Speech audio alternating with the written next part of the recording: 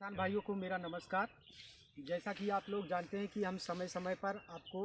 फसल बोने की नई तकनीकी के बारे में जानकारी देते रहते हैं। इसी प्रकार हम आज आए हैं लखेटा गांव में और ये हमारे स्वयं सहायता समूह की दीदी हैं जिनका नाम चंद्रावती है और ये हमारे स्वयं सहायता में एक कैडर के रूप में रखा गया है जो कृषि सखी के रूप में कार्य कर रही हैं। तो इन दोनों के माध्यम से यहाँ पे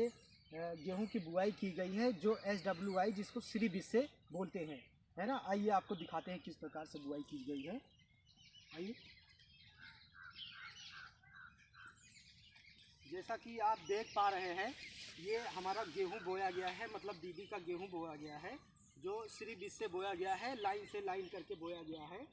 और ये सीड्रिल के माध्यम से बोया गया है। तो इसका मतलब सीड्रिल के माध्यम से बोने का एक ये उद्देश्य है कि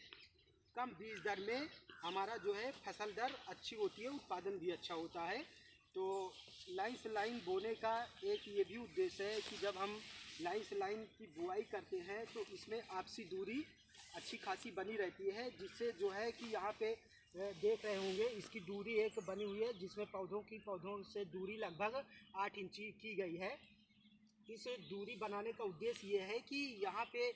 जो है खरपतवार या घास जो भी जामते हैं उसको निराई और गुड़ाई करने के लिए आसानी होती है। साथ में ये भी होता है कि जब हम इसमें पोषक तत्व देते हैं तब ये पोषक तत्व जो है इनको जो है भरपूर मात्रा में प्राप्त हो जाता है और जो है ये फसल जो है मजबूत अच्छी तैयार होती है। और दूसरी चीज़ ये है कि जब इसमें हम लोग पानी लगाते हैं तो कम मात्रा में पानी की भी आवश्यकता होती है और साथ में ये होता है कि जब हमको निराई गुड़ाई करना होता है तो निराई गुड़ाई करने में भी आसानी होती है।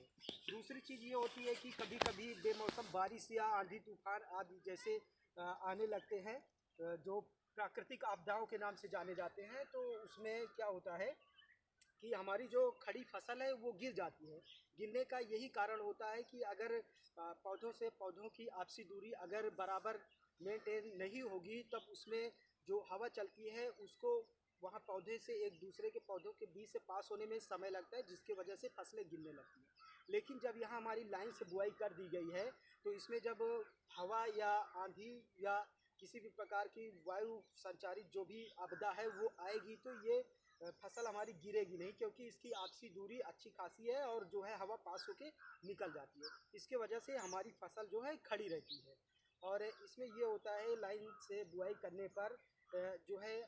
जो हमारी साधारण विधि है, परंपरागत विधि से खेती की जाती है उसकी अपेक्षा में इसमें बीज दर लगभग 15% कम मात्रा में दिया जाता है। 15% कम मात्रा में इस प्रकार से होता है जब हम इसको छिटकुआ बीज से बुआई करते हैं तो जो 15% होता है ये आपका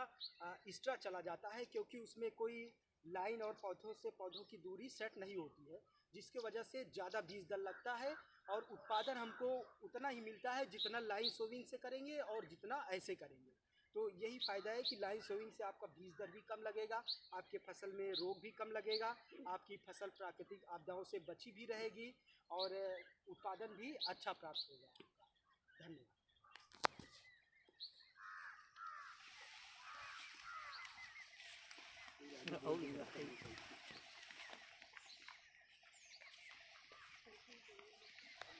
यही तरह भी और उसी बना